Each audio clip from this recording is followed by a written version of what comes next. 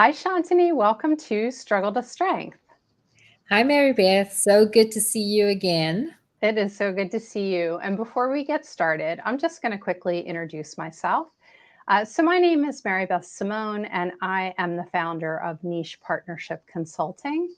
My business was started as a result of a personal struggle that I was able to translate into a business.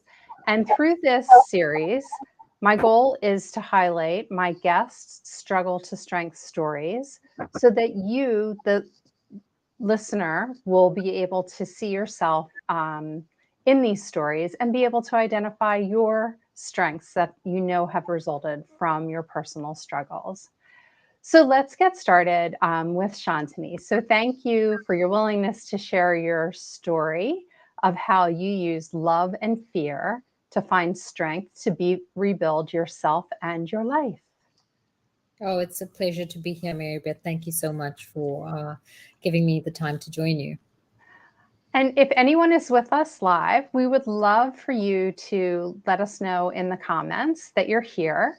And if you have any questions, please pop them in the comments and we will answer them during our conversation. And one thing to keep in mind is when you think about what changes are coming up for you, if you could share with us whether they are business related, personal related, because we'd like to tailor the conversation to the situation that you might be addressing.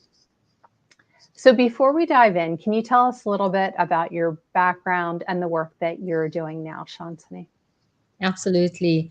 So I have had a career in marketing and strategy, working with some leaders in consumer packaged goods, financial services, hospitality, and a few other industries. I get bored with industries, so I had switched amongst industries.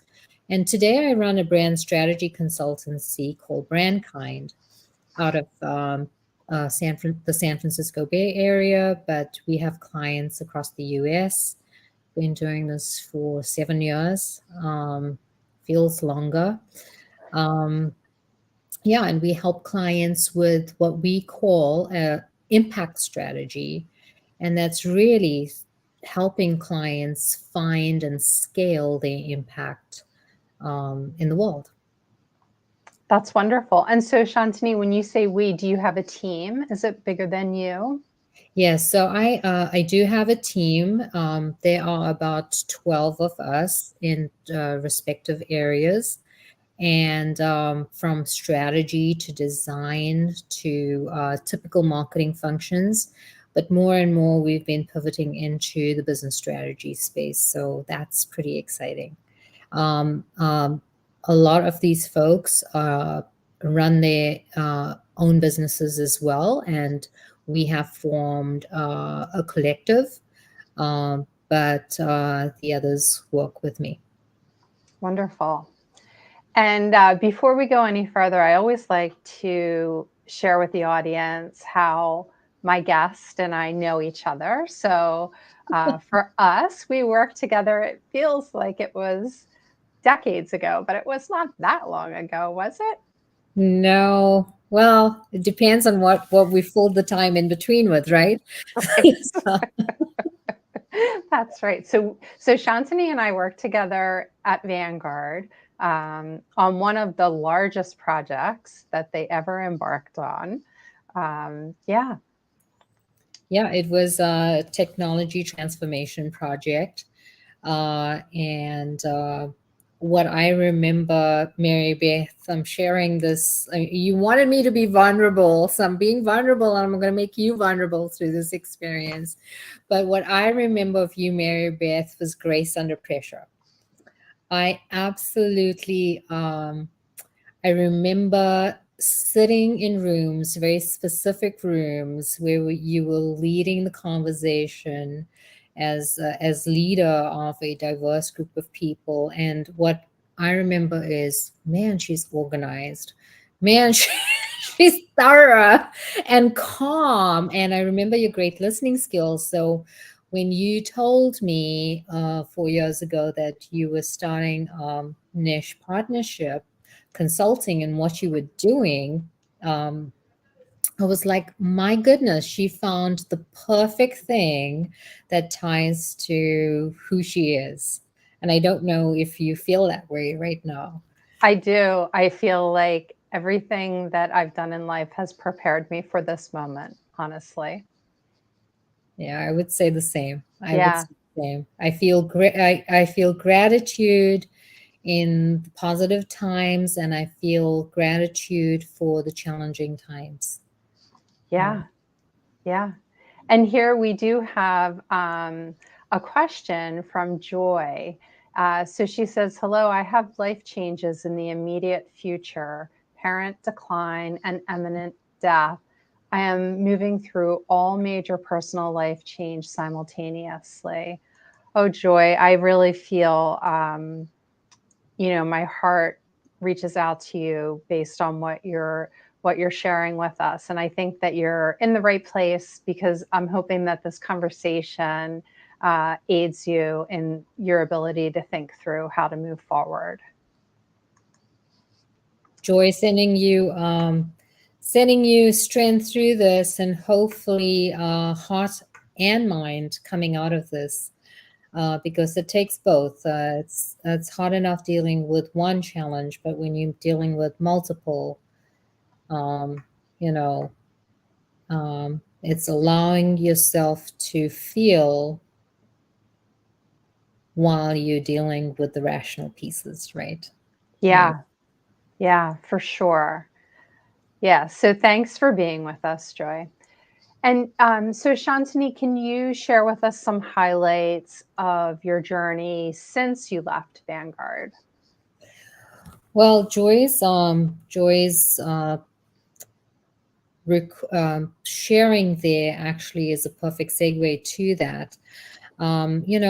When I left Vanguard, it was a major time of personal growth for me. Probably my biggest. If we were looking at a graph, there's growth, growth, growth, and then this was like, you know, almost 90-degree growth. But at the same time, I think of that period as both loving and scary. Um, and therefore, I chose to write the book Love and Fear, because I was reflecting on all of those personal changes and career changes. A lot of what happened with me after leaving the my professional career and starting a business was self-created, right? And just for background, for people who don't know what I went through, I decided to leave corporate and start my own business. For the first time in my life. In that, I left an entire identity. I would say the bulk of my identity was shaped by who I was professionally. I mean, I grew up in a traditional Indian family, and you know, to use the stereotype, you were rewarded on how you did at school, and then you were deemed successful if you had a pretty decent professional job and things. And I was walking away from that.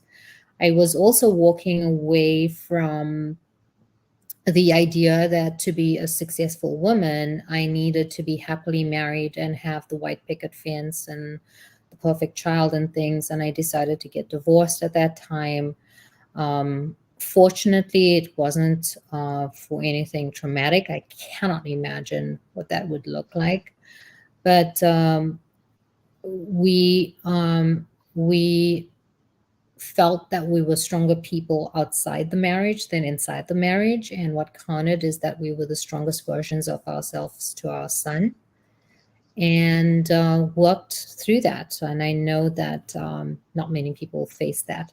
So I would say, going back to Joy's situation, is it's one thing going through one change, but when you're dealing with a number of changes at the same time, it's very difficult. And by the way, during that process of changing careers and starting my business, my ex-husband found a job across the country. So we moved from the East Coast to Arizona.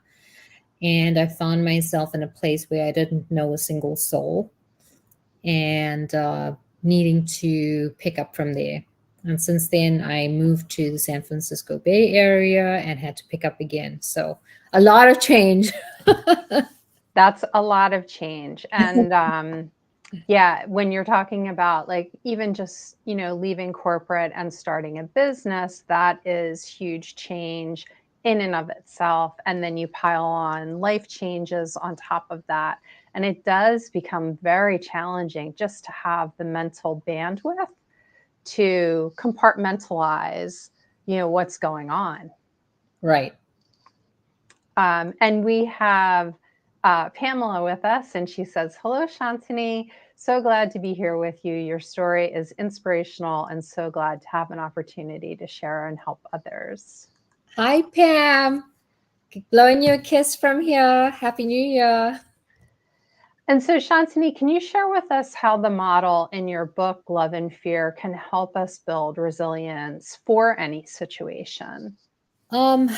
Sure. I can try to explain this quickly. It really is a model in a nutshell about how to get yourself or others. The book is written as a marketing book for buyers, to get yourself or others to act on something that they deeply care about. And it really just explains that action as either motivated by love, and it could be love of myself. So I care about myself so much, I'm going to do something about it, or my loved ones, or my environment. And it could start with my community or the world at large. So the model talks about that as as love as a motivation to get you to do something. And on the other end of that spectrum, because I propose that love and fear sit on a spectrum, on the other end of that spectrum is fear, and the fear of something happening to oneself or loved ones or the environment, and getting yourself to act to overcome that fear. And the model is, if you think of it as a self-regulating thing, it helps you have a really healthy relationship with your fears, rather than see fear as something that's gonna, stagnate you or cripple you. It sort of says, understand that fear is a way for us to regulate how we love, and love is a way to regulate how we deal with fear. And if we understand that, then we're able to confront fears rather than hide behind them or deny them. And we're able to say, can I work with this to get to a better place, which is love? And you talk about resilience, and I think of resilience. I looked up the definition of resilience, and I think Pam, you in the audience. I can't see who else is in the audience, so if it's somebody I know from the past, please type your name in so I know you're here, because I can't see. Yeah. Resilience is a key skill that people are looking for now when they recruit people coming out of the pandemic. We know that the people that stood apart because of their resilience. And I think the definition of resilience is the capacity to withstand or recover difficulties, or to spring back. So if we understand that, then using the model of love and fear can just help us be more resilient, because you're able to understand where that lack of action or that action came from. Did it come from a place of love, or did it come from a place of fear? That's great. And as you're talking about that, I'm wondering if sometimes other emotions might be mistaken for fear. I know as a public speaker and working with coaches, they often encourage us to perceive like nervousness and fear of getting on the stage as excitement and to look at it differently. I'm curious what your perspective is on that. Well, the book goes on to explain that, yeah, I could rightly or wrongly, I'm sure that there's psychologists that disagree with me, that the other emotions are expressions of love and fear. So you just said that, Mary Beth, by saying that your nervousness, which is an embedded fear of probably being embarrassed by things or not being good enough as the other speakers or whatever, it sort of stems from a fear of something. But if you approach that as excitement, what you're doing on that model is you're moving yourself to say, yeah, that's great that I fear, that I'm nervous. I'm acknowledging that. But you know what? These people are going to absolutely love what I'm going to do, and I'm going to have a fine, good time doing it. And I love myself that much, and I really deeply care about these people that pitched up for me too. So I'm just using that as a very simple example of reframing that nervousness, like you said. And I feel like that reframe comes through to whoever you're interacting with, you know, that they, on some level, perceive that that reframe. Absolutely. And you know, when I posted this on LinkedIn, this event, I said, I'm starting 2023 by being vulnerable. And so often we find ourselves in environments, um, and I'm thinking of work environments where you're not allowed to be vulnerable, right? Because you know that whole thing like women don't cry in the workplace because that's the end of your career kind of thing. That is, I think that there's some truth to that because of not who you are in being vulnerable, but how other people receive it. So there is that balance of I want to be vulnerable, but first be vulnerable to yourself. That's the heart space. But then use the head space to say, how will that be received? And what is the impact of that? Yeah. Right. And going back to joy, it's that head and heart thing, right? So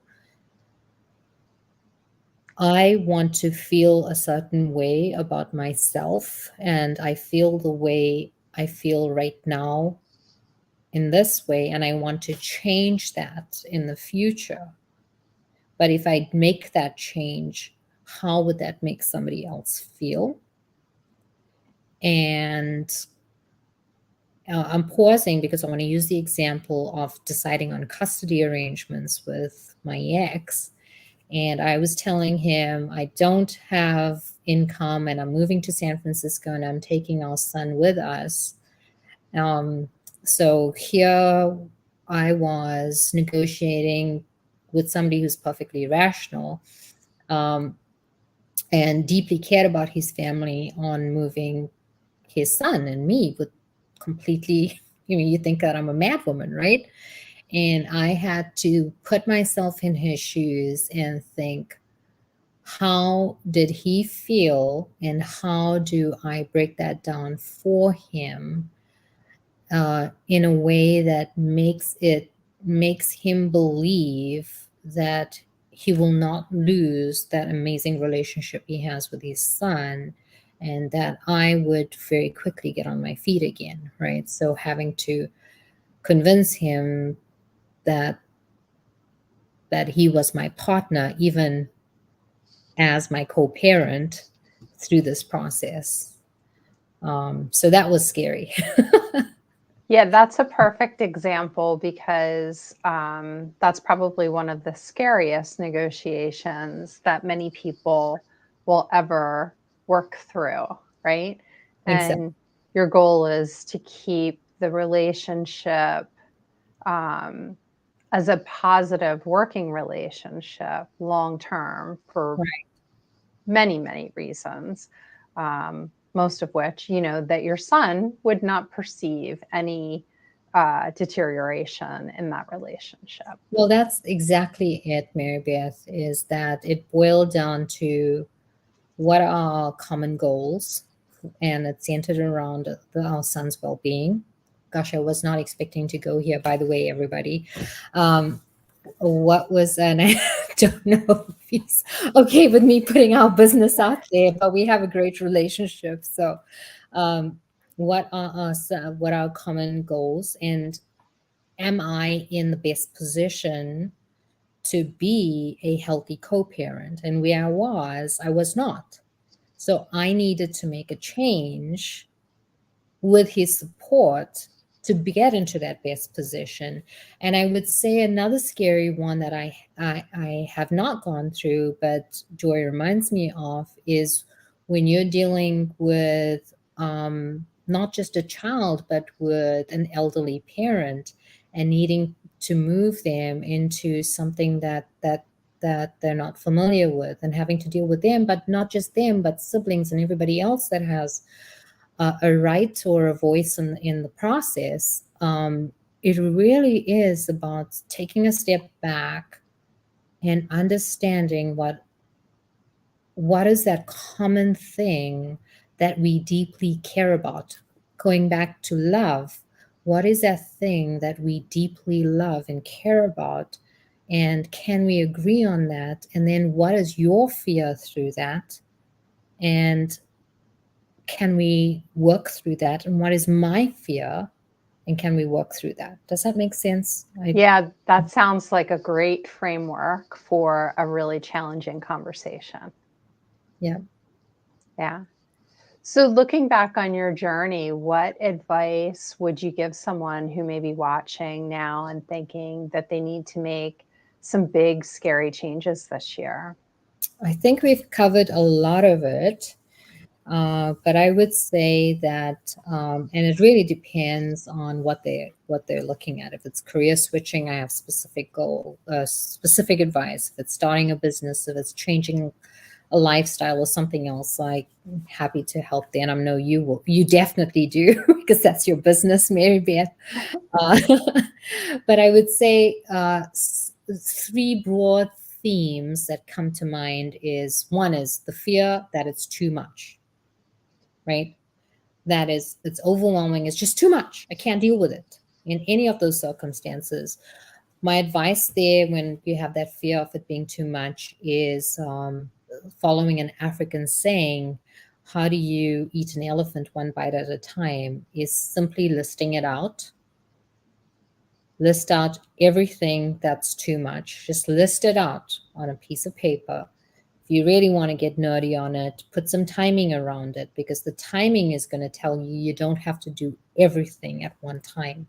Time is a power thing where you can defer some things. What are the critical things? And then, assignments. Do I have to do this myself, or can I hire somebody to do this? Can I outsource this to my brother or whatever? So that is really taking that fear of too much and distilling it. And the example I would use there is, my son wanted to get a new gaming computer, and it was $1,700. And he's like, there's no way I'm going to get this. So we actually use that as a way to break down component costs and who was going to cover it, and what did he have already, and things like that. And he was able to put that together. I built a computer for the first time in my life last year. Good for you. Don't ask me to do it again. But it was a lesson in this fear of it being too much. And I really wanted him to remember that he can break things down. Well, I taught this kid now that he could possibly have anything in the world. Now he's going after even bigger things. So I don't know if I created a monster here. So then the other one is the fear of, looking at the time as well, fear of starting now. And people say, oh, I'll just get to that when I've done, when I get to retirement. I can't follow my passions now. I've got to, head down and do the grunt work and things like that. And I would say, pause. And I worry about that because time fades passion if you don't feel it. And then that thing becomes, when you are 100 years old looking back and saying, man, I wish I did something about that. So my advice here, and I did this in corporate when somebody that worked for me felt overwhelmed, was just look at the last 2 weeks on your calendar truthfully and challenge yourself. It's like a game. Challenge yourself to highlight the non-negotiables. Like, I have to do this for my client, or I have to do this for work, non-negotiables. And then look at the other time and where you're spending it and claw back an hour or two of your time. And if you can claw back an hour a week or 2 hours a week to follow your passion, you're already winning. You're already winning on that one. I have the other fear was fear of not being good enough, that imposter syndrome thing, but that one very quickly, it's really writing down everything that you're not good enough about. Like, put the ugly stuff on a piece of paper. I am fat, I am stupid, or I am whatever you want to say. I am not qualified. There are people better than me. Put it all down. Make it the ugly list.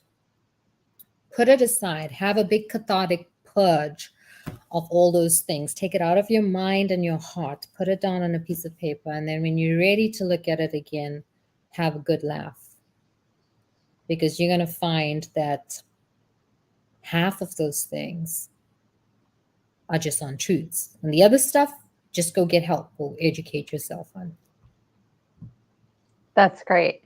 And Joy said 1,000 times yes. Too much is exactly it.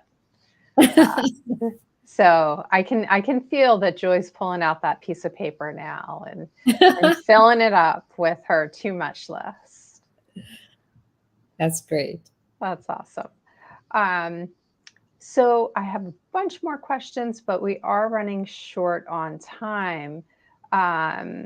So as we are in January of 2023, can you tell us what you're focused on now or promoting in your business? It is absolutely still sticking to the idea of impact strategy and working with organizations and businesses. I typically work with founders or CEOs and leaders in the company. And the question we ask or they come to us with is not how can I grow my business, although that's ultimately what we want, right? We want those businesses to be successful organizations. But the question is really an identity one, is how can I get new people to look at me, my business? How can I get people to think of me differently if it's a business that's been around a long time and there's some newbies in the space? So it's how can I get people to care about what I'm doing? And oftentimes we forget what we deeply care about. So we often in our impact work sort of say, what is it we start with? What is it that we're good at? And what is it that we deeply care about? And why should that matter to somebody? And who does it matter to? And that's how we go from truly a state of confusion with not knowing those answers to answering those questions for our clients. And we do that across all industries. I've worked with people in the AEC industry, the architectural engineering and construction industry. I've worked in the arts and culture industry. I've worked in healthcare and tech, all of those industries. Wonderful. And Shantini, if somebody wanted to connect with you, what is the best way to reach out? My first name at brandkind.marketing, which is the name of the company. It's called BRANDKIND because it's strengthening your brand for humankind. So it is Shantini at brandkind.marketing or simply on LinkedIn. Okay, wonderful. And I will add the link to your email address in the comments. Okay. Okay. Thank you. Well, thank you so much for being on the show today, Shantini, and sharing these wonderful insights. I can already see that it's helping lots of people. And so if you have some feedback for us on this, we would love for you to post comments. And if you watch it in the replay, please let us know what you think. Oh, and I forgot to mention that I'm happy to send a book to any of your audience that are interested as well. Oh, And then you wonderful. can just connect through you, Mary Beth, and I'm happy to send it. Oh, wonderful. That's wonderful. Thank you, Shantini. What a great offer. Thanks for being with us.